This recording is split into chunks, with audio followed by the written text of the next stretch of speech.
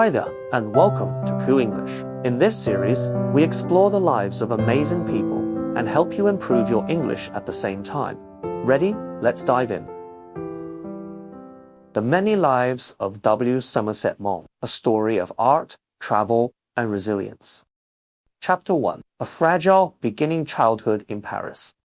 William Somerset Maugham entered the world on January 25, 1874, in the city of Paris, a place that would shape his earliest impressions of life. His birth might have seemed promising at first glance. His father, Robert Ormond Maugham, was a respected lawyer who worked at the British Embassy in Paris.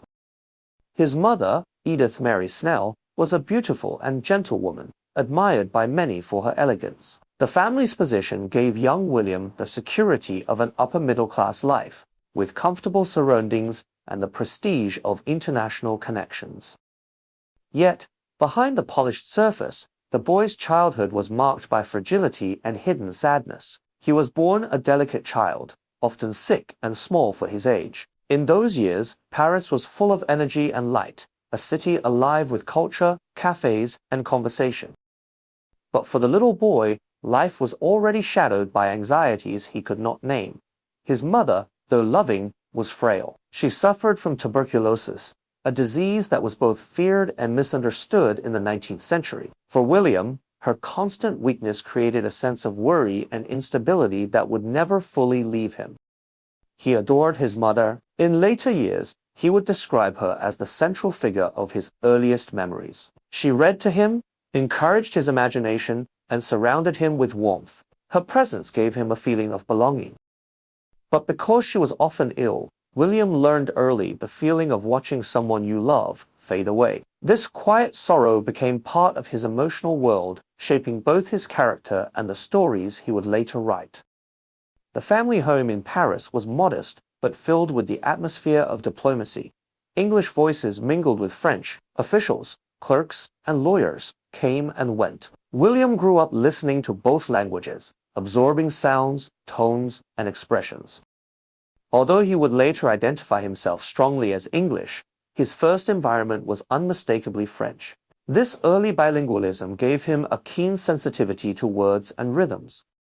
He once recalled that French was the language of his nursery and English the language of duty. The contrast between the two would stay with him for life, sharpening his ear for dialogue.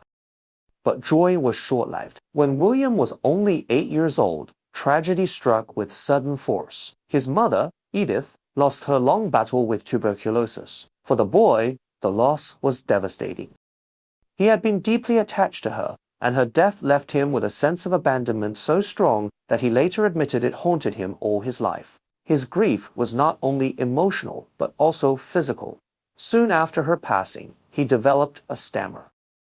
This difficulty with speech became a mark of his childhood, intensifying his shyness and his feeling of being different from other children. As if this wound were not enough, fate dealt him another cruel blow just 2 years later. His father, Robert, fell ill with cancer and died when William was only 10. Suddenly, the boy who had once known comfort and affection was left orphaned, uprooted from the Parisian life he had known. In a matter of months, his sense of safety vanished, replaced by uncertainty and fear. After his parents' deaths, William was sent to England to live with his uncle, the Reverend Henry Maugham, vicar of Whitstable in Kent. The change was brutal. Gone were the lively streets of Paris, the warm presence of his mother, and the cultural mix of his early years.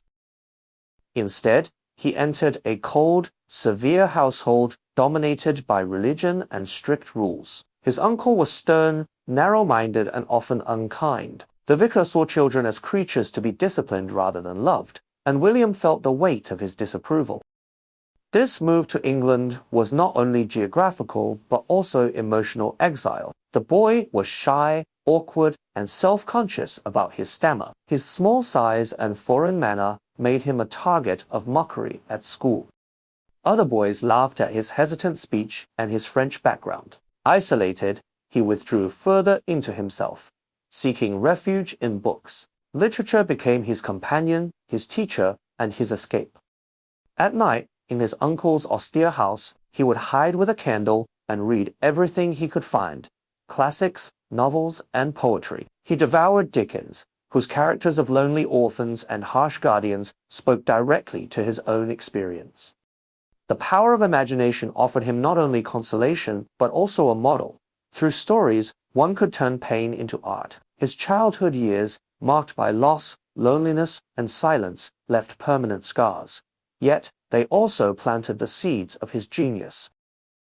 The themes of abandonment, survival, and the search for love appear again and again in his works. His sharp understanding of human weakness, his compassion mixed with irony, and his detached but vivid observation of people all can be traced back to those early struggles. In Paris, he had glimpsed tenderness through his mother. In England, he tasted cruelty and rejection. Between the two, he learned that life was never simple, that joy and sorrow walked side by side. This understanding gave his future writing both its realism and its emotional depth. Perhaps most importantly, young William developed a strategy to cope with his pain, watching others. Because he felt unable to speak freely, he became an observer. He noticed gestures, expressions, and unspoken feelings. Where other boys rushed to play, William stood back, studying their movements, listening to their laughter and quarrels. This habit of close observation would later make him one of the most skillful writers of dialogue in English literature. Even in those dark years, there were moments of light. His brothers, though older and often distant, represented a tie to family. Books became treasures, promising a larger world beyond the vicarage walls. And, deep inside, William carried the memory of his mother's love, a warmth he would never find again, but which continued to guide his imagination. By the time he reached adolescence, he was already marked by two powerful forces: the wound of early loss and the gift of observation. These forces shaped his path towards storytelling. Though he could not have known it yet, the fragile boy from Paris was preparing, through silence and solitude, for a life of words. Chapter 2. Orphaned and Alone, the English Years. When William Somerset Maugham left Paris after the death of his parents, he stepped into a world that felt utterly alien. Paris had been a place of light and memory, a city where his mother's gentle presence had softened his earliest days. England, by contrast, seemed to him cold, grey, and unwelcoming. He was only 10 years old when he was placed under the care of his uncle, the Reverend Henry MacDonald Maugham, vicar of Whitstable in Kent. The vicar's home, a solid but joyless rectory, became the boy's new residence. From the very first day, William sensed that this household would not provide the warmth he had once known. His uncle was a severe, self-righteous man who considered emotions a weakness and laughter a distraction from religious duty. Instead of affection, William met disapproval. Instead of comfort, he found rules, sermons, and silence. The vicar's wife, though not unkind, was too timid to oppose her husband's harshness. For William, who was still grieving the loss of both parents, the house in Whitstable was not a refuge, but a place of exile. The boy's sense of isolation deepened at school. Sent to King's School in Canterbury, he was thrown among boys who were quick to notice his differences. His French upbringing and his uncertain English made him stand out. Worse still, he suffered from a stammer, which made him the object of ridicule. When asked to read aloud, his voice stumbled and broke, causing laughter among classmates. Humiliation burned within him. He learned to dread speaking in public, and the fear of exposure only made his stammer more severe. Yet, what seemed like a weakness slowly became a source of strength. Unable to compete with other boys in conversation or sports, William withdrew into himself. He began to observe. In silence, he watched how others moved, how they whispered or boasted, how they betrayed their vanity or cruelty in the smallest gestures.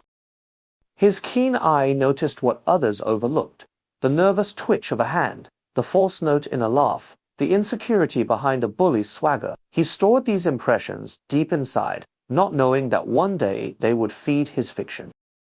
Books became his salvation. He read secretly and hungrily, as if the written word could provide the affection that human beings denied him. Dickens, with his vivid portraits of lonely children and harsh guardians, spoke directly to his situation. Shakespeare offered grandeur and music that lifted him out of his bleak surroundings. Later, he discovered French writers, Flaubert, Maupassant, Zola, whose realism appealed to his growing sense that truth was often cruel, but it could be told beautifully. Through literature, William created a private universe where he could travel beyond the rectory walls. Despite his inner refuge, school life left scars. The cruelty of boys and the indifference of teachers confirmed his feeling of being unwanted. He once described these years as among the unhappiest of his life. The boy who had lost his parents was also losing his confidence, and yet a quiet determination was forming within him. If he could not belong to the world as it was, he would create a world of his own. By the age of 16, William's path took an unexpected turn. His uncle, seeing little promise in the shy and awkward youth, suggested that he should prepare for a career in the church. The idea horrified William. He had no faith in religious dogma, and the thought of spending his life in a pulpit filled him with dread. His imagination longed for something else, something freer, wider, more connected to life. He confided his fears to friends of the family, who advised another course. Since William had shown little interest in business or clerical work, perhaps he could study abroad. The suggestion proved decisive.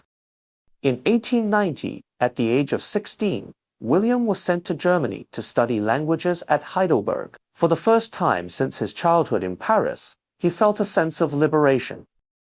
At Heidelberg, he lived among students from many countries, free from the strict gaze of his uncle. He attended lectures in philosophy, literature, and history. More importantly, he explored the social life of the university town, making friends, listening to debates, and learning to express himself in both German and English.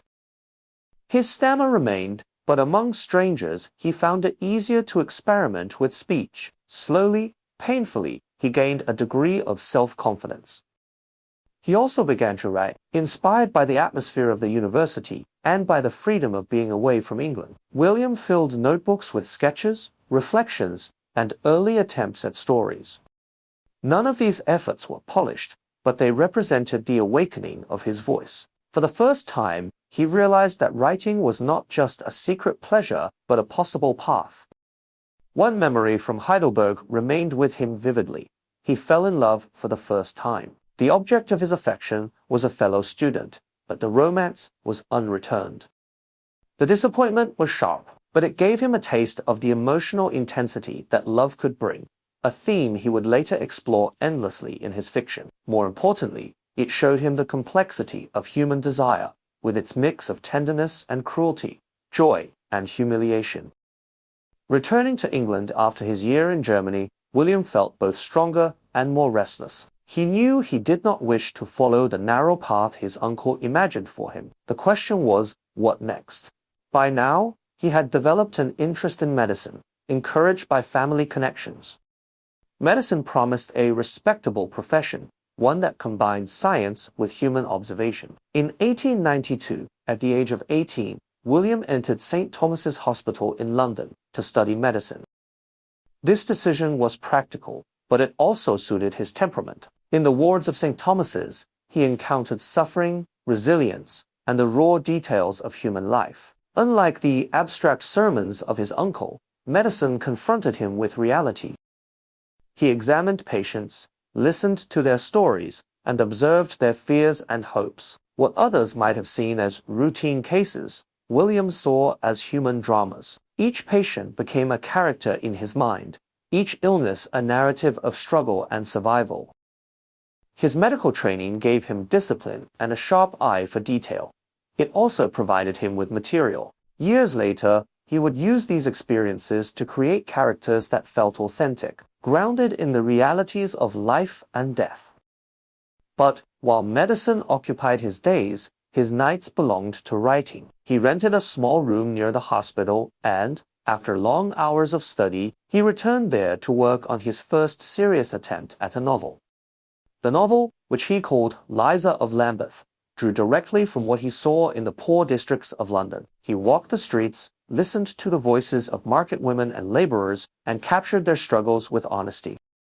This was not the elegant world of Paris or the academic debates of Heidelberg. It was the raw, working-class life of South London. In describing it, William found his true material. By the time he completed his medical studies, he was already moving toward literature as his destiny. But the roots of his achievement lay deep in his childhood and adolescent years. The orphan of Whitstable, mocked for his stammer, had turned observation into a tool. The lonely reader had found courage in books. The shy student in Heidelberg had tasted freedom and love. All of these experiences combined to prepare him for the moment when he would step forward as a writer. Looking back, Maugham himself admitted that the pain of those early years gave him both the need and the ability to write. Without loss, he might never have developed his hunger for stories. Without loneliness, he might never have trained his eye to see so clearly. The English years, harsh as they were, shaped the man who would later stand among the greatest storytellers of his age. Chapter 3. A Doctor's Apprentice, Medicine and Observation. When William Somerset Maugham walked through the gates of St. Thomas's Hospital in London in 1892, he was only 18 years old. The air smelled of carbolic acid and disinfectant, the familiar odors of late Victorian medicine. For most students, this was a place of discipline and scientific rigor. For William, it was also a place of discovery, not only of the human body, but of the human soul. His uncle, the vicar, had believed that medicine would provide the boy with a respectable career, something safe and steady. At first, William accepted this idea without protest. He had no fortune of his own, and he understood that he must work. But inside him burned a secret ambition writing. Even as he learned to bandage wounds and read anatomy textbooks, he continued to fill notebooks with sketches of characters and fragments of stories. Medicine, he soon realized, would give him more than a profession. It would give him material. Life at St. Thomas's was demanding. The days began early, with lectures on anatomy, physiology, and surgery. Students practiced on cadavers in the dissecting room, cutting through flesh and bone with both fascination and unease. The smell of death clung to their clothes. For William, who was naturally shy and sensitive, this part of training was disturbing. Yet he forced himself to continue, knowing that the discipline of medicine required endurance. After lectures came the real education, the wards. Here, William moved among patients of every kind, dock workers injured on the job, mothers exhausted by childbirth, children weakened by poverty and disease. He listened to their stories as much as to their symptoms. Unlike some students, who treated patients as mere cases, William regarded them as individual lives. He noticed the pride of a laborer who refused to complain, the quiet despair of a young girl with an incurable illness, the nervous chatter of women in the maternity ward. Every look, every tone of voice seemed to him a clue to the mystery of human nature. The poor districts of Lambeth, near the hospital, made a particular impression on him. Streets were crowded, dirty, and full of noise. Children played barefoot among rubbish heaps. Women carried baskets of vegetables or shouted at their husbands from doorways. These scenes of working-class London burned themselves into his memory. Later, he would transform them into fiction, giving readers a vivid picture of a world often ignored by polite society.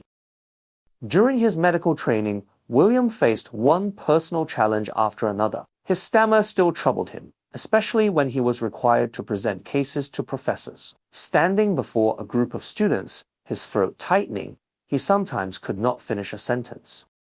Laughter or impatience from others cut him deeply. To protect himself, he developed a habit of silence. Instead of speaking, he listened. Instead of arguing, he watched. This restraint, though painful at the time, gave him the ability to see details that others missed. Despite his struggles, William completed his studies with diligence. But as the years passed, his heart leaned more and more toward writing. Each evening, after long hours in the hospital, he returned to his small room and wrote late into the night. He felt like two men living in one body, the apprentice doctor by day, the secret writer by night. His first serious project was a novel. He had chosen his subject from the world around him, the streets of Lambeth, the market women, the gossip of neighbors, the struggles of the poor. He called it Liza of Lambeth.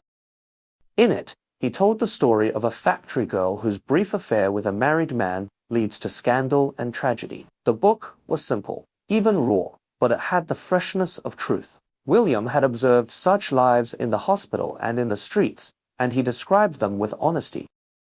Writing the novel was not easy. He had no mentor to guide him, no guarantee of success. Still, night after night, he forced himself to continue, often exhausted after hospital duties. His room was cold and bare, but his imagination burned brightly. At last, in 1897, when he was 23, he finished the manuscript and sent it to a publisher. To his surprise and delight, the novel was accepted. When Lisa of Lambeth appeared in print, it attracted immediate attention. Critics noted its realistic detail, its unflinching look at working-class life, and its promise of talent. For the first time, William felt the thrill of being recognized as a writer. The book did not make him rich, but it gave him confidence. He had found his voice, and the world had listened. The success of his first novel posed a choice: continue with medicine or devote himself to literature. Medicine offered stability, a respectable career, and financial security. Writing offered uncertainty, risk, and possible failure. But in his heart, William knew there was no real decision to make. He longed to write. Medicine had taught him discipline and given him endless material, but his true passion lay with the pen. So, after qualifying as a doctor, he made a bold decision. He would not practice medicine. Instead, he would risk everything for literature. It was a frightening step. He had no family fortune, no safety net, no guarantee of success. But he carried with him two powerful tools: the resilience he had developed through years of loneliness and rejection, and the sharp eye for observation trained in hospital wards and poor streets.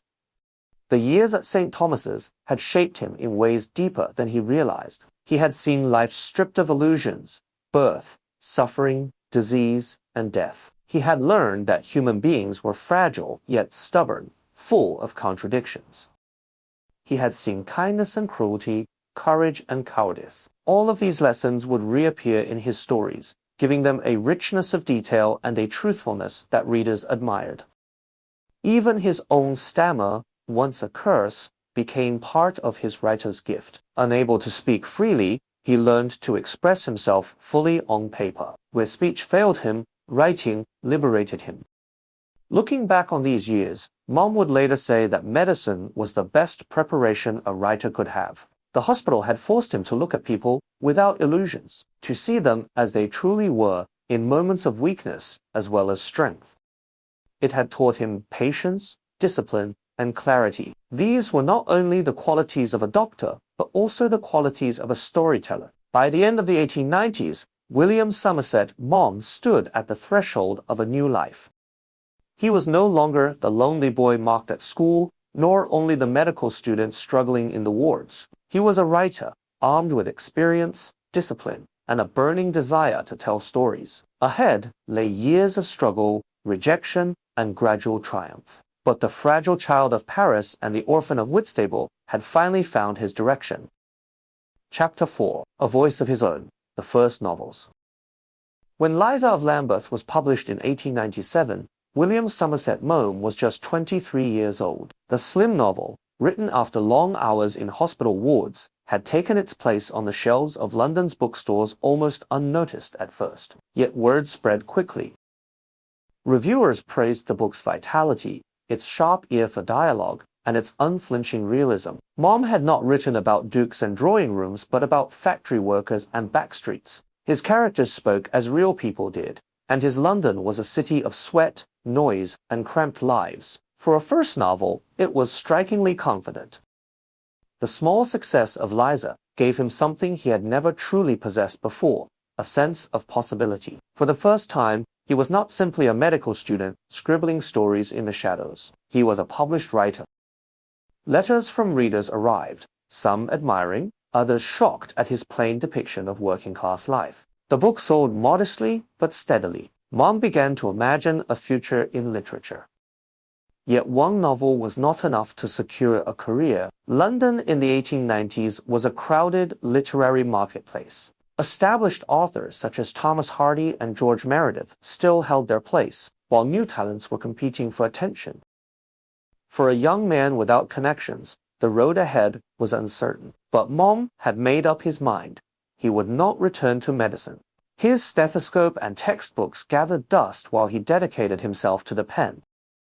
Those early years of writing were far from easy. Maugham rented a cheap room in London and lived frugally. His meals were simple, often little more than bread, cheese, and tea. He calculated every coin, worrying about rent and paper costs. At times, he questioned whether he had been foolish to abandon a safe career.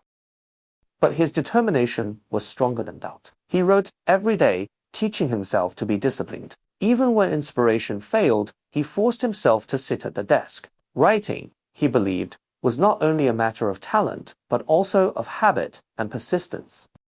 His second and third novels soon followed, though they did not repeat the impact of Liza of Lambeth. Critics accused him of being too raw, too simple, lacking the polish of more refined writers. Yet, he pressed on. He studied the structure of novels carefully, reading Balzac and Maupassant to learn how they built their stories. He tried different themes and voices, testing his skills. Some books failed to sell, but each was a lesson. What set Maugham apart was his eye for character. While other novelists sometimes described people in idealized terms, he presented them as they truly were, flawed, selfish, tender, or cruel. His years of observation in hospitals and poor streets had taught him that people rarely behaved like heroes. They were complex mixtures of weakness and strength. This realism became his trademark. During this period, Maugham also discovered the theatre. London's West End was alive with plays, from witty comedies to melodramas. The stage fascinated him, not only as entertainment, but as a form of storytelling. Dialogue, he realized, was his strongest weapon. His ear for speech, developed in childhood by listening more than talking, allowed him to reproduce the rhythms of real conversation with precision. He began writing plays in secret, experimenting with dramatic form. Though success on stage would come later, these early experiments sharpened his sense of dialogue and timing. But success did not arrive quickly. For several years after Liza, he lived in uncertainty. Publishers rejected manuscripts, audiences ignored his work, and money remained scarce. Yet he did not give up. He believed in his own voice, even when others doubted him. This stubbornness was part of his character. Having survived a lonely childhood and a strict uncle, he knew how to endure hardship. In these years, he also began to travel. With little money, his journeys were limited, but even short trips outside England gave him fresh material. He visited France, where his childhood memories returned, and Spain, where he soaked in the color of the streets and the passion of local life.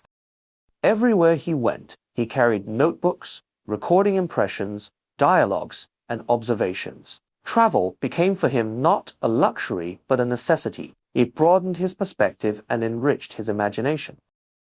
By the turn of the century, Maugham was slowly finding his footing. He had produced several novels, though none matched the freshness of Liza, but he was learning. He once described these years as my apprenticeship, like a craftsman shaping tools. He was sharpening his skills, line by line, draft by draft. Around this time, his personal life also grew more complicated. Maugham was a private man, cautious about revealing his emotions. His stammer made him uncomfortable in society, and he often avoided large gatherings. Yet he was also deeply sensitive, longing for companionship and love. Relationships during these years were uncertain, often clouded by secrecy. His attraction to men, a difficult truth in an age when homosexuality was condemned, added to his sense of isolation.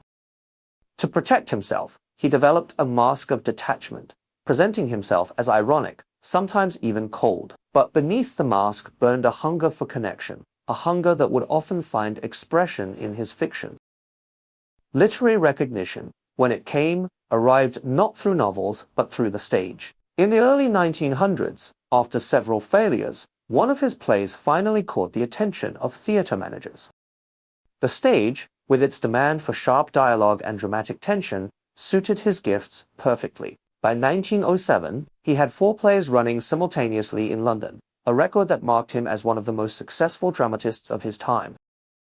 This theatrical triumph belongs to the next phase of his life, but its seeds were sown in the long, difficult years after Liza of Lambeth. Without the persistence of those years, without the hunger and the discipline, he could never have reached that moment. Looking back, Maugham later admitted that his early novels were uneven, sometimes clumsy, but he defended them as necessary steps. Every writer, he argued, must first find his own voice, and this process takes time. His own voice, when it finally matured, was clear and unmistakable, detached yet compassionate, ironic yet humane, always alert to the complexities of human nature. Thus, by the first years of the 20th century, William Somerset Maugham had moved beyond the shadow of his medical past.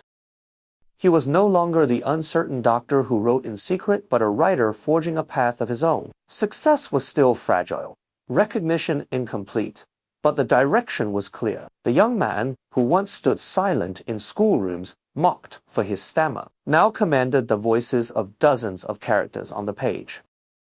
The journey had only begun. Ahead lay fame, travel, love, and the shadows of war. But the foundation was already set. William Somerset Maugham had found his vocation, and nothing, not poverty, rejection, or doubt, could turn him from it. Chapter 5. Fame on the stage, from struggling writer to playwright of London. By the early years of the 20th century, William Somerset Maugham was still searching for firm ground. He had written several novels since Liza of Lambeth, but none had brought him real financial security. Publishers treated him with caution. Critics sometimes dismissed him as too plain, and readers seemed uncertain about what to make of his work. He survived through determination, modest book sales, and occasional journalism. Yet, beneath the struggles, a transformation was taking place.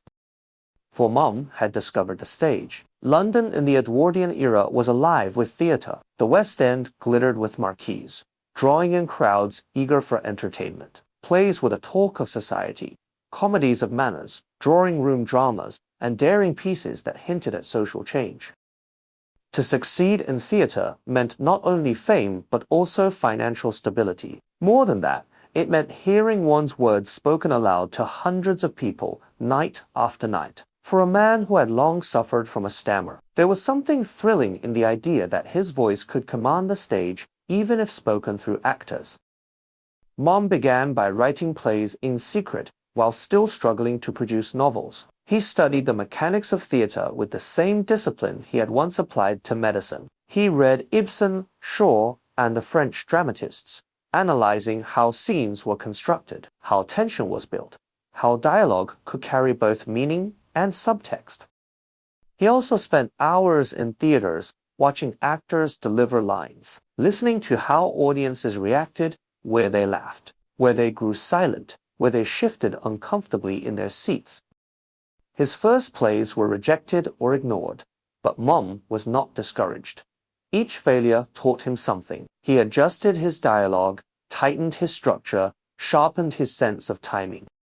Slowly, he gained the confidence to write plays that reflected the world he knew, real people, caught in conflicts of love, money, and morality. In 1907, his persistence bore fruit. His play Lady Frederick, a witty comedy about a charming Irish widow navigating the pitfalls of society, was accepted for production, starring the celebrated actress Ethel Irving. The play opened at the Court Theatre. To Maugham's astonishment, it was a success. Audiences laughed, applauded, and returned. Critics noted its sharp dialogue and lively characters. After years of doubt, Maugham had finally captured the attention of London. The success of Lady Frederick was quickly followed by more. In the same year, 3 additional plays by Maugham reached the stage: Jack Straw, Mrs. Dot, and The Explorer. By the end of the year, he had achieved something unprecedented: 4 plays running simultaneously in London's West End. It was a record that few playwrights before him had managed, and it placed him at the very center of Edwardian theatre. For Maugham, the sudden fame was both exhilarating and bewildering. Just a few years earlier, he had been living in near poverty, uncertain of his future. Now, he was celebrated as one of the leading dramatists of his generation. Audiences filled the theatres, and newspapers discussed his plays as part of London's cultural life. The financial rewards were equally transformative. The profits from his plays gave him independence at last. He no longer worried about rent or bread. He could travel, explore, and write without fear of hunger. The plays themselves reflected Maugham's particular gift, his ability to capture the rhythms of real conversation. His characters spoke not in lofty speeches, but in sentences that mirrored everyday talk, clever, ironic, sometimes cruel. He had an ear for the small hypocrisies of polite society and the hidden motives behind respectable appearances. Audiences recognized themselves in his characters, and they laughed with both amusement and discomfort. Some critics complained that his plays were too light, lacking the depth of high drama, but others defended him, noting that his sharp observations and wit gave his comedies a unique flavor. More importantly, the public loved them, and the box office proved it. For Maugham, who had once felt invisible and voiceless, the applause of the theater was intoxicating. The success of his plays also brought him into new social circles. He was invited to parties, dinners, and gatherings of London's artistic elite. Actors, directors, and fellow writers sought his company. Yet Maugham remained cautious. He enjoyed the recognition, but never lost his sense of detachment. He often observed these gatherings with the same sharp eye he brought to his writing, noting the vanity of actors, the insecurities of producers, the ambitions hidden beneath polite smiles. Fame, he realized, did not erase human weakness. It only exposed it more clearly. Behind the scenes, Maugham worked tirelessly. The theater demanded constant production, and he was determined to maintain his place. He wrote new plays each year, some more successful than others, but his reputation remained solid. By the 1910s, he was one of the most produced playwrights in London, his name appearing regularly on posters and playbills. The income from his plays allowed him to travel more freely. He visited Italy, Greece, and North Africa, absorbing new sights and sounds. Travel fed his imagination, giving him fresh characters, settings, and plots. He carried notebooks everywhere, jotting down impressions of people he met. A hotel owner in Capri, a merchant in Tangier, a fellow traveler on a train to Cairo. These observations would later appear in his short stories. But for the moment, the stage remained his main arena. Still, Maugham never abandoned novels. Even while enjoying theatrical triumph, he continued to write fiction in the background. His greatest novel, Of Human Bondage, was still in the future, waiting to be born from years of experience and reflection. The stage gave him success, but the novel would one day give him immortality. In these years of fame, Maugham also began to shape the persona that the public would recognize. Calm, controlled, detached, with a dry sense of humor. He was rarely sentimental in public, preferring irony to confession. Yet those who knew him well sensed the vulnerability beneath the surface. The lonely orphan of Whitstable still lived inside him, even as the successful dramatist entertained London society. By the eve of the First World War, Maugham had established himself firmly as a man of the theatre. He had wealth, recognition, and influence. The boy who once struggled with a stammer in school now heard his words echo nightly in packed theatres. It was a triumph that even he, with his cautious temperament, could not deny.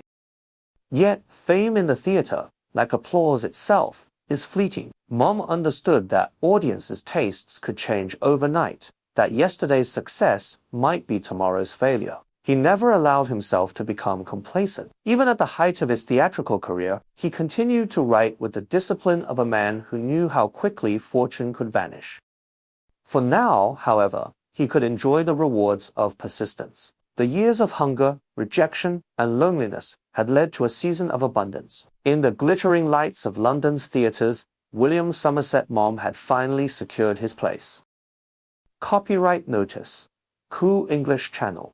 All rights reserved. This video and its content are protected by copyright law. Unauthorized copying, redistribution, re-uploading, or modification of this content is strictly prohibited and may result in legal action. Respect the creator. Do not steal. Chapter 6. The Wanderer Travels Across the World. By the time William Somerset Maugham entered his 40s, he was already one of the most successful dramatists in London. His plays filled theatres, his name shone on posters, and his financial worries had vanished. Yet, for all the comfort this success provided, Maugham was restless. The applause of the stage thrilled him, but it also tied him to one place and one rhythm. What he longed for was freedom, the freedom to move, to observe, to collect stories from the world beyond England. Maugham had always been a traveler at heart. As a boy in Paris, he had absorbed the rhythms of French speech. As a student in Heidelberg, he had felt the liberation of a new culture. Even during his years of medical study in London, he had roamed the streets of Lambeth as if exploring a foreign country. For him, travel was not simply the act of going from place to place. It was a way of seeing, a method of discovering. Every new face, every unfamiliar street offered material for his imagination. The money he earned from his plays allowed him to pursue this passion. He was no longer tied to the hospital wards or cheap lodgings of his youth. Now he could book passage on ships, stay in hotels, and wander with relative ease. Yet he never traveled like a rich tourist.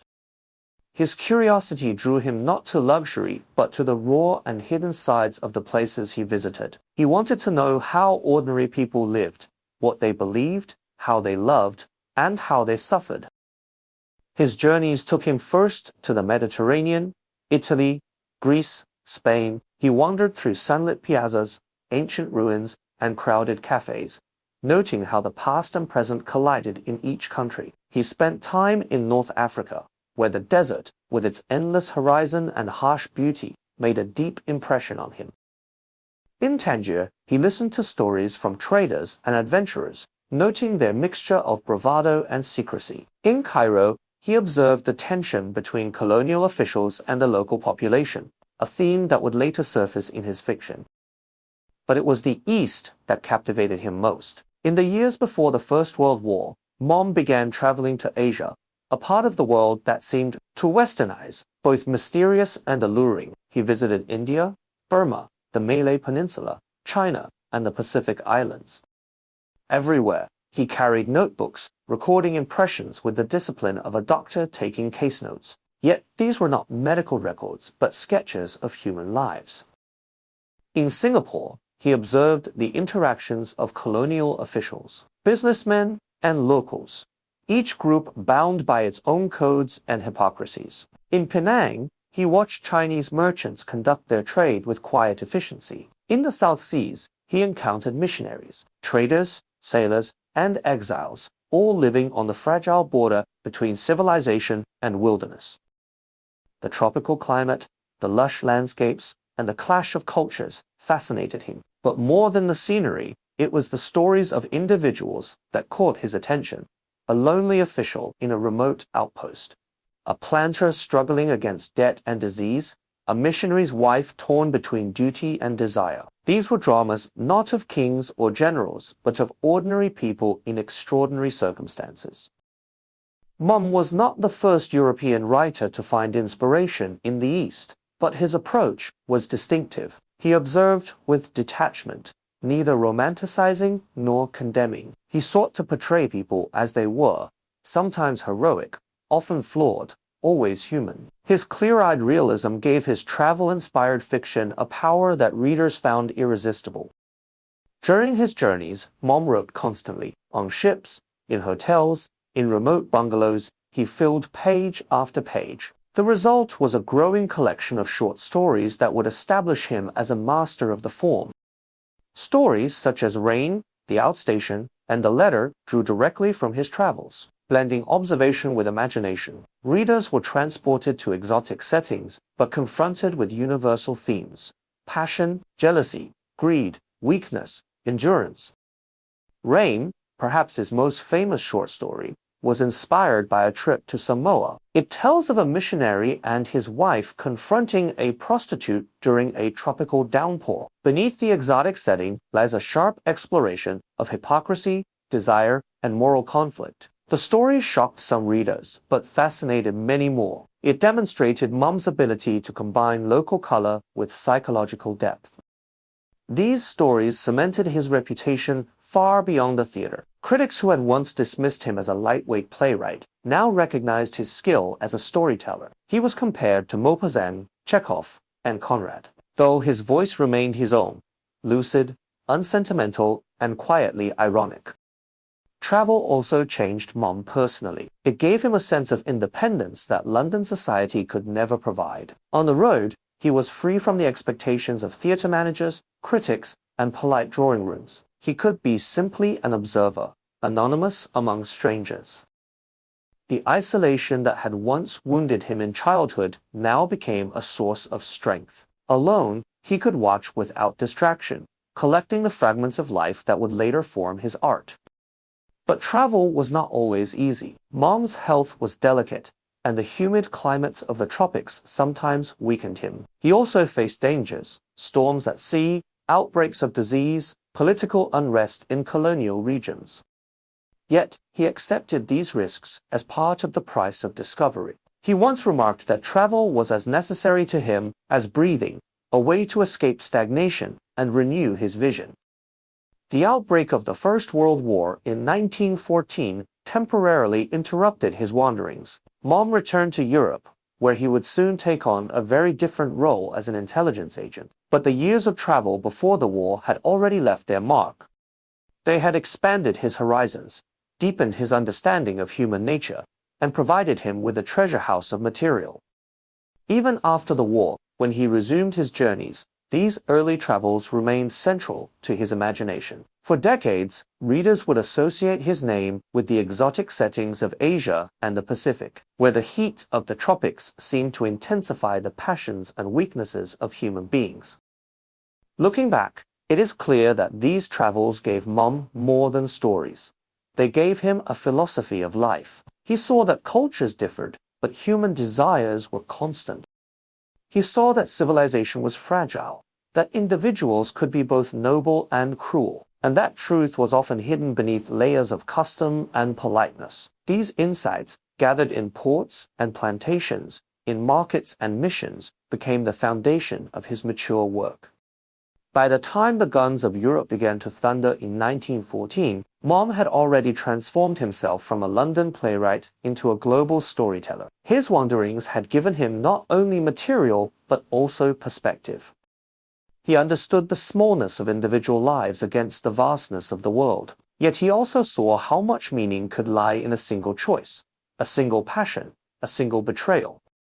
The wanderer was ready for his next transformation, one that would take him from the role of observer to that of participant in one of the century's greatest conflicts. Chapter 7. Secrets and Shadows. Service in Intelligence during the War. When the First World War broke out in 1914, William Somerset Maugham was in his 40s. He had already lived several lives: the fragile orphan, the medical student, the struggling novelist, the celebrated playwright, the restless traveler. Now, unexpectedly, he was drawn into a world of secrets and shadows.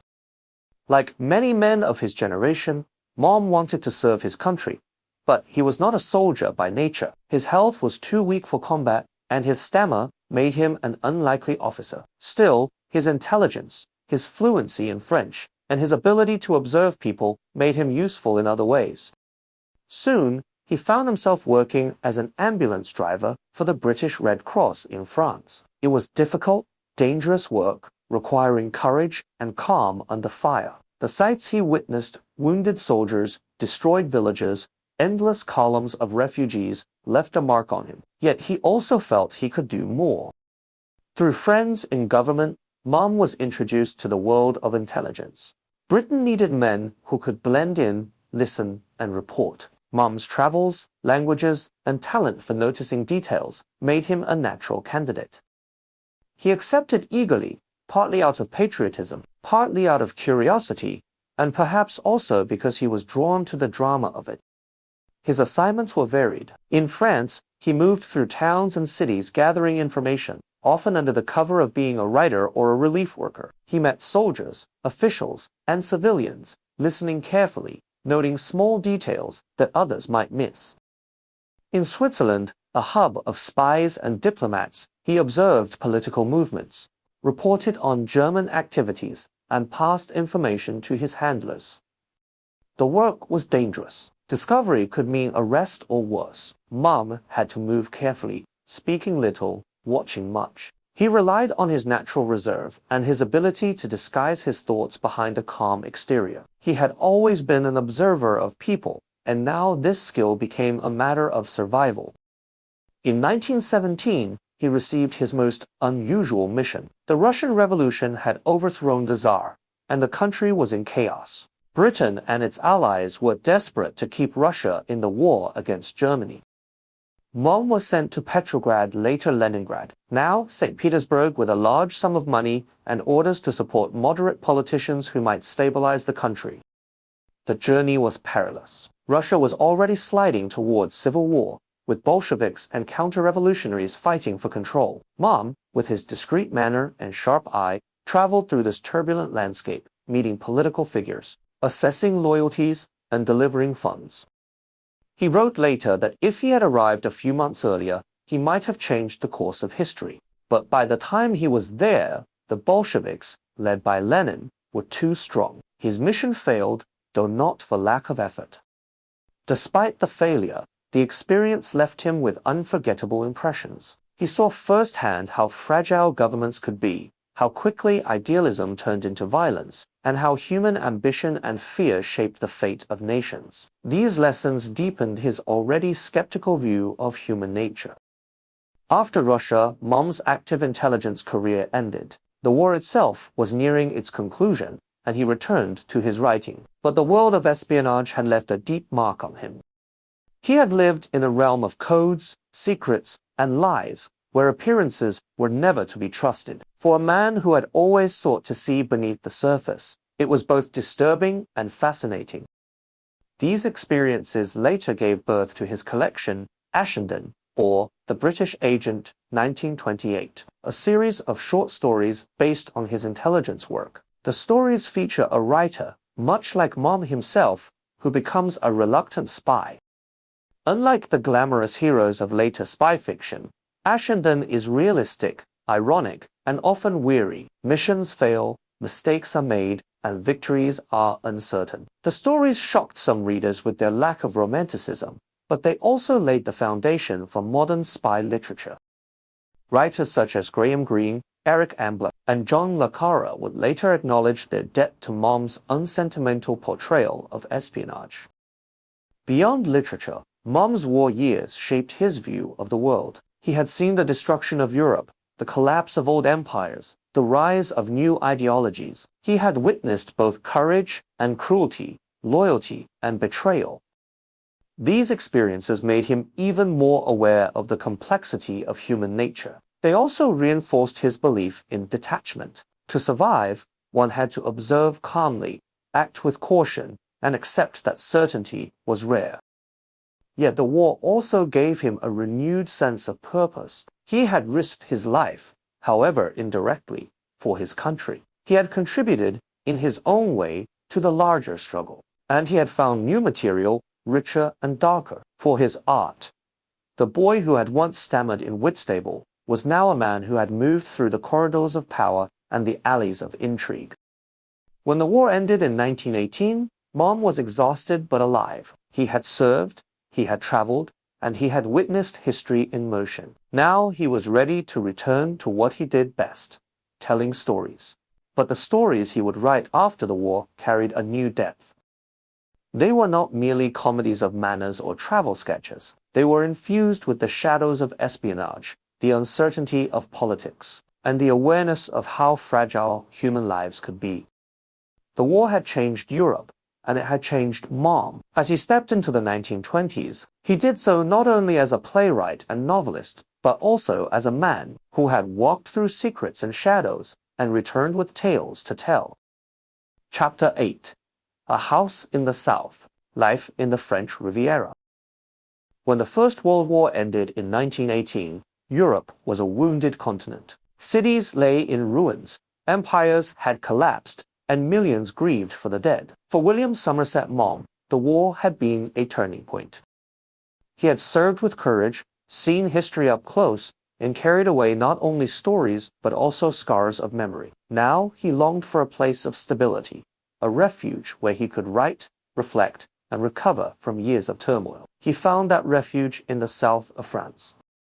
It was in the early 1920s that Maugham discovered the French Riviera, with its bright skies, glittering seas, and Mediterranean charm. The region had already attracted artists, aristocrats, and travelers from across Europe. But to Maugham, it was more than fashionable scenery. It was a place where he could breathe freely, away from the grey weather of England and the constant demands of London society. He soon purchased a villa near Cap Ferrat, a headland between Nice and Monaco. He named it Villa Mauresque. The house was large and elegant, surrounded by gardens of palms and bougainvillea. From its terraces, one could see the deep blue of the Mediterranean stretching to the horizon. For Maugham, the villa became more than a home. It was a stage upon which the next chapter of his life would unfold. Here, he could both withdraw into solitude and entertain a stream of guests from across the world. Maugham furnished the villa with care, combining English comfort with Mediterranean lightness. A library held his books, his notebooks, and the manuscripts of his stories. Bedrooms welcomed friends, lovers, and visitors. A broad terrace offered space for dinners under the stars, with wine, conversation, and the scent of the sea in the air.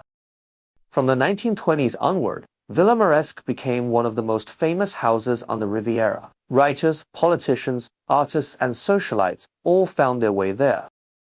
Among his guests were Winston Churchill, who came to paint and rest, the Duke and Duchess of Windsor, exiled from Britain after his abdication, H.G. Wells, with whom Maugham shared a sharp wit, and Newell Coward, whose humor sparkled through evenings of talk and laughter. Painters, dancers, and musicians also visited, adding color to the gatherings.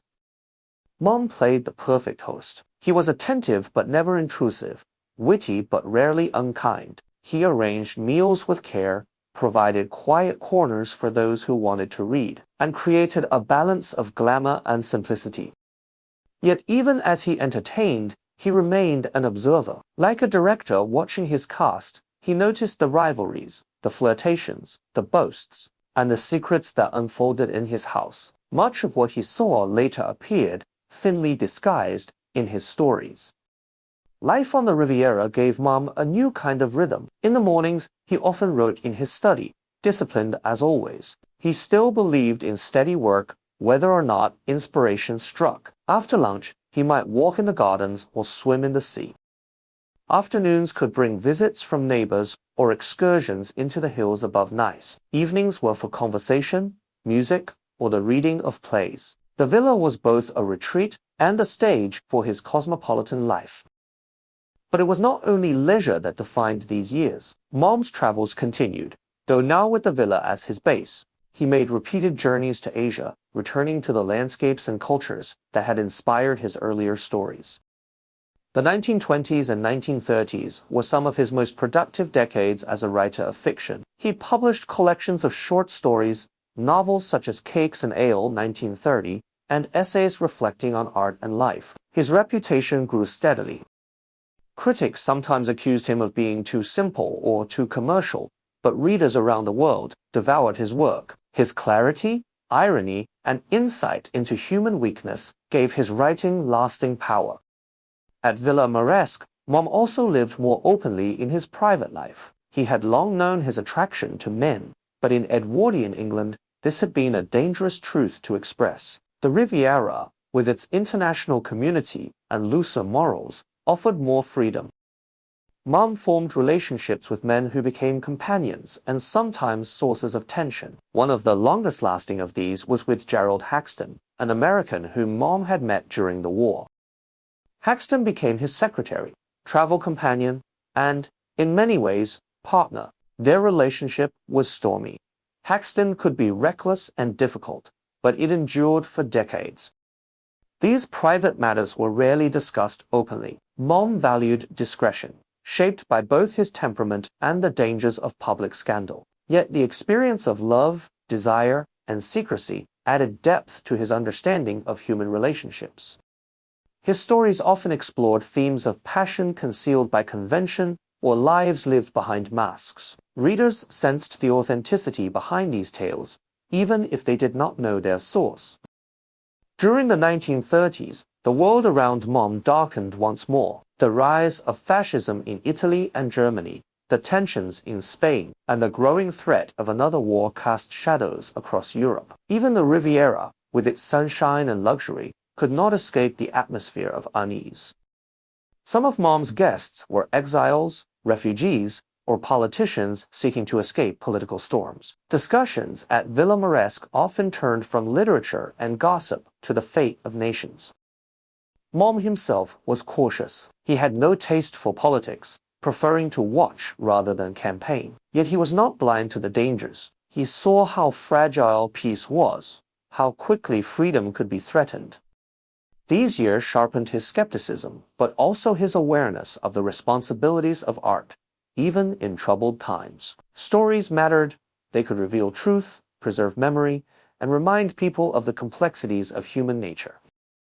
Despite the shadows, the villa remained a place of creativity and connection. Maugham, though often ironic, could also be generous. He supported younger writers, encouraged friends, and sometimes helped strangers who came to him in need. His own life had taught him how difficult survival could be, and he did not forget it, even in comfort. As the 1930s drew to a close, Maugham was in his mid-60s. He had wealth, fame, and a beautiful home. Yet he was not a man to rest completely. The villa anchored him, but his mind and imagination continued to wander. The stories he produced in these years carried the imprint of both the Riviera's elegance and the wider world's turmoil. When the Second World War finally broke out, Villa Maugham was no longer simply a retreat. Like all of Europe, it would soon be caught up in the storm. For Maugham, the years of peace in the South had been a golden chapter, one of beauty, companionship, and creativity. But history was about to intrude once more, and the quiet of the Mediterranean would give way to the roar of war. Chapter 9. Reflections and Conflicts. Later Life and Personal Struggles. By the time the Second World War ended in 1945, William Somerset Maugham was in his early 70s. The boy who had once stammered in Whitstable, the young doctor of Lambeth, the celebrated playwright of London, the traveller of Asia, and the reluctant spy of the Great War, was now a famous elder statesman of letters. His works were read across the English-speaking world and beyond. His short stories translated into many languages, his novels adapted into films. Yet, behind the recognition, Maugham's later years were marked by contradictions, comfort mixed with conflict, success shadowed by personal pain. During the war, Maugham had left his beloved Villa Maugham and gone to the United States. He spent much of the early 1940s in California, near Hollywood. It was a curious experience for him. The city of studios and movie stars was both exciting and artificial. Maugham enjoyed the parties, the glamour, and the interest filmmakers showed in his stories. Several of his works were adapted for the screen during these years, bringing him new fame and income. Yet he also observed Hollywood with his usual irony, noting its illusions, ambitions, and ruthless pursuit of success. When the war was over, he returned to the Riviera. Villa Maugham had survived, though the world around it had changed. The Riviera was no longer the carefree playground of the 1920s. Many of his old friends were gone, some dead, others scattered. Yet Maugham continued to welcome new generations of guests, writers, politicians, artists, and curious travelers who wished to meet the famous storyteller by the sea.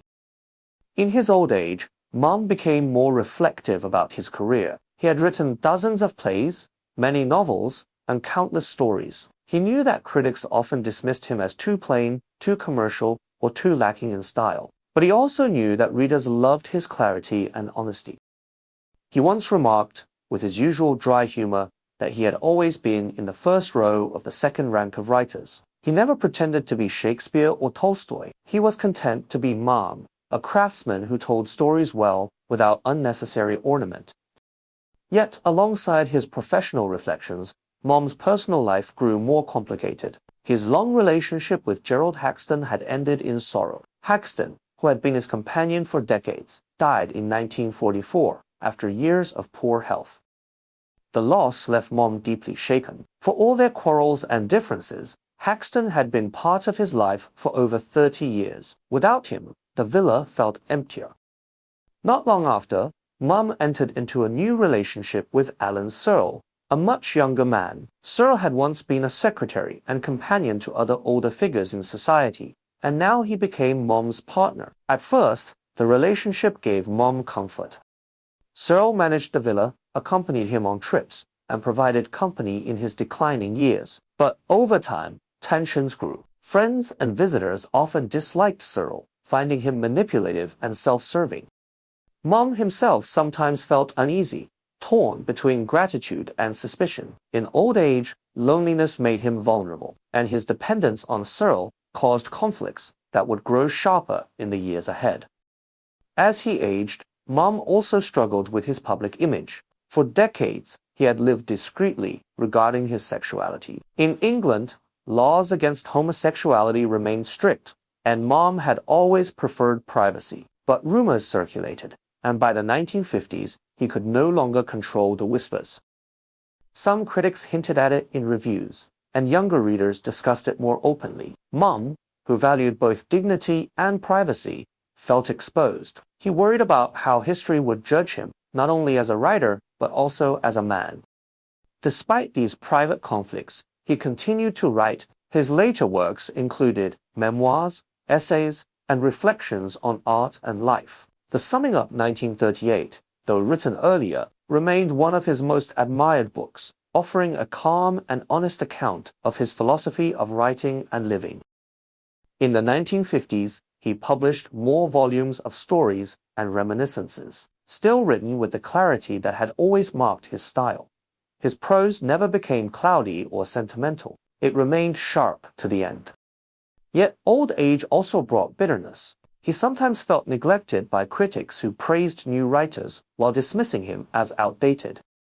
He envied, in a quiet way, the literary reputations of peers like James Joyce or Virginia Woolf, even though their styles were far from his own. He had always wanted to be remembered, not just read in the moment. Now he feared being forgotten. At Villa Maresque, his gatherings continued. Though they were often more somber than in the golden days of the 1920s, he was still charming as a host, still sharp in conversation, but the sparkle of youth had given way to the gravity of age. Friends who visited sometimes found him reflective, sometimes irritable, sometimes simply tired. The endless drive to observe and to tell stories never left him, but it was accompanied by the aches and shadows of advancing years. The greatest conflicts of these years, however, were not literary or social, but deeply personal. His relationship with Alan Searle became increasingly strained. Searle's influence over Maugham grew as the writer's health declined, and some visitors accused Searle of manipulating him. Maugham himself seemed torn, sometimes defending Searle, sometimes complaining bitterly about him. The tension reached a painful climax late in life when Maugham, in a moment of anger or confusion, attempted to disinherit his only daughter Liza and leave much of his fortune to Searle. The courts overturned this attempt, but the scandal damaged his reputation and caused deep pain within his family. In these later years, Maugham's reflections often carried a note of melancholy. He had lived an extraordinary life, filled with success, travel, and recognition, but he was also haunted by loneliness and regret. The orphan boy who had once felt abandoned by the world never completely healed. Even surrounded by friends, wealth, and beauty, he sometimes felt the chill of isolation. Still, his readers remained faithful. Around the world, people continued to buy his books, to read his stories, to see themselves reflected in his characters. The clarity of his voice, the irony of his observations, and the honesty of his vision never lost their appeal. For many, Maugham was not only a writer, but also a companion, someone who told the truth about human weakness with compassion as well as wit. As the 1950s turned to the 1960s, Maugham grew frailer. His health declined, his energy lessened, and his conflicts deepened. Yet even in weakness, he retained his sharpness of mind. He could still deliver a clever remark, still cut through pretense with a sentence. To the end, he was the storyteller, watching, noting, and shaping the world around him into words. The later years of William Somerset Maugham were not simple or serene. They were marked by contradictions between fame and loneliness, between success and insecurity, between generosity and bitterness. Yet in these contradictions lay the full picture of the man. He was not a saint, nor did he wish to be. He was a writer, observant, restless, ironic, and endlessly human. Chapter 10. The last chapter: Death, Legacy, and Enduring Influence. The 1960s arrived quietly at Villa Maugham. By now, William Somerset Maugham was well into his 80s, a man who had lived through 2 world wars, the collapse of empires, and the rise of new nations. His house still stood proudly on the cliffs of Cap Ferrat, with its terraces open to the Mediterranean, but the gatherings of glittering guests had grown fewer. Age had thinned the crowds, and Maugham himself was no longer the lively host of earlier decades. Yet his presence remained strong, his sharp gaze still capable of piercing through vanity and pretension. His health was failing. Years of smoking and the natural decline of age left him weak, though his mind remained active. He continued to read widely, keeping up with new writers and old favorites. He still wrote letters, notes, and occasional reflections. Friends who visited him in these final years often remarked on the clarity of his thought, even when his body betrayed him. He moved more slowly, tired more easily, but his voice, dry, ironic, unsentimental, was unchanged. The conflicts of his later life did not vanish. His relationship with Alan Searle continued to divide opinion. Some saw Searle as loyal, others as calculating. The attempt to disinherit his daughter Liza, though overturned by the courts, had left painful scars. These quarrels cast a shadow over his final years, leaving a sense of unresolved bitterness. Yet beneath these tensions, there was also endurance. Maugham had lived with conflict all his life, between loneliness and fame, between desire and discretion, between detachment and longing. Now, in his old age, he carried these contradictions with a kind of weary acceptance. In 1965, the end finally came. William Somerset Maugham died at Villa Maugham at the age of 91. The boy who had lost his parents in Paris, the shy student who had struggled with a stammer in Whitstable, the young doctor of Lambeth, the playwright of London, the traveller of Asia, the spy of the Great War, the host of the Riviera, had lived almost a century. His life had stretched across eras, continents, and roles. Few writers of his generation had seen so much or transformed it so faithfully into art. News of his death spread quickly across the literary world. Tributes came from readers, critics, and fellow writers. Some praised his discipline, others his clarity, still others his unflinching portrayal of human weakness. A few critics remained dismissive, repeating old complaints about his simplicity or lack of style, but the public response was affectionate. For millions of readers, Maugham had been a companion, a guide, a teller of truths. His stories had accompanied them through wars, migrations, and personal struggles. He had given them laughter, irony, and recognition. What, then, was Maugham's legacy? As a playwright, his fame had once been immense. In the Edwardian era, he was London's most successful dramatist, with 4 plays running simultaneously in the West End. Today, those plays are less often performed, their social settings belonging to a vanished age. Yet, they remain important for what they achieved. Sharp dialogue, realistic characters, and a bridge between Victorian drama and the modern stage. As a novelist, Maugham secured his place with Of Human Bondage, 1915, the semi-autobiographical tale of Philip Carey, a boy who struggles with deformity, loneliness, and passion mirrored Maugham's own. The novel's honesty and depth ensured its status as a classic. Later novels, such as The Painted Veil, 1925, and Cakes and Ale, 1930, continued to explore the complexities of love, art, and human ambition.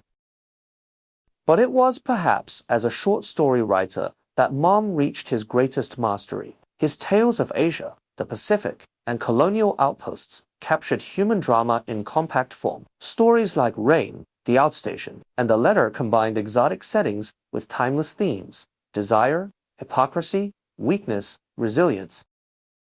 His style was clear, direct, and economical. He believed that a story should be well made, like a piece of furniture, solid, useful, without unnecessary decoration. That clarity has kept his stories alive for generations. Maugham's influence stretched beyond literature. His spy stories in Ashendon anticipated the realism of later espionage fiction, inspiring writers like Graham Greene and John le Carre.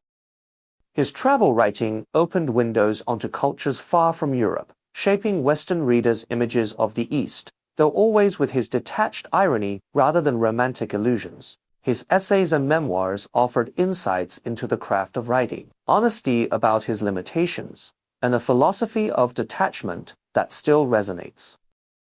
Critics often debated where to place him in the hierarchy of literature. He himself joked that he was in the very first row of the second rate.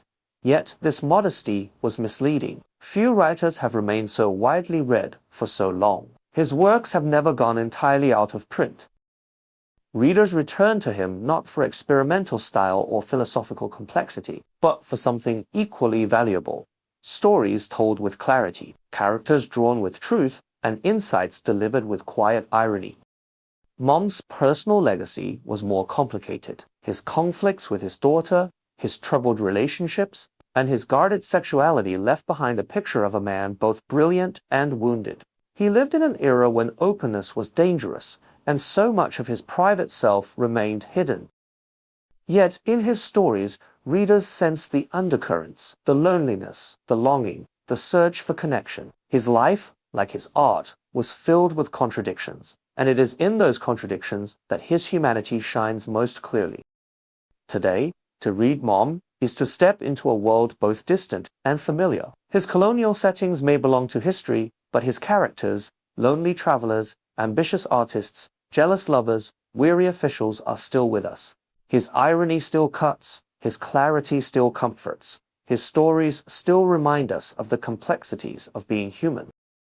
At Villa Maugham, long after his death, the house remained a symbol of his presence. The sea still broke against the cliffs. The gardens still bloomed with Mediterranean flowers. The library still held traces of the man who had written so much there. Visitors who passed by sometimes paused, imagining the gatherings that had once filled its rooms, the conversations that had drifted into the night air, the solitary writer at his desk in the morning light. William Somerset Maugham's life ended in 1965, but his voice endures. Through his novels, plays, stories, and essays, he continues to speak, calm, ironic, observant. He speaks to readers who struggle with loneliness, who seek meaning in love, who wonder about the strange contradictions of human nature. He speaks to those who wish to learn not only English but also the rhythms of life as seen through the eyes of one who watched so closely. The final chapter of his life closed at Villa Maugham, but his legacy remains open, unfolding each time a new reader turns a page and hears his voice once more. Thanks for learning with Ku English. Don't forget to like, share, and subscribe. Until next time.